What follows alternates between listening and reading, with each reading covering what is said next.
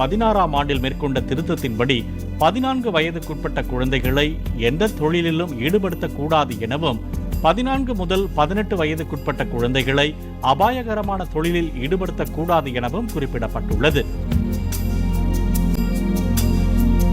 இச்சட்டத்தை மீறினால் 50,000 ரூபாய் வரை அபராதமும் 2 ஆண்டுகள் வரை சிறை தண்டனையும் விதிக்க சட்டப்படியான வாய்ப்புகள் ஒருபுறம் இருக்க, சட்டத்திற்கு புறம்பாக இன்றும் ஏராளமான குழந்தை தொழிலாளர்கள் உள்ளதாக ஆய்வுகள் தெரிவிக்கின்றன.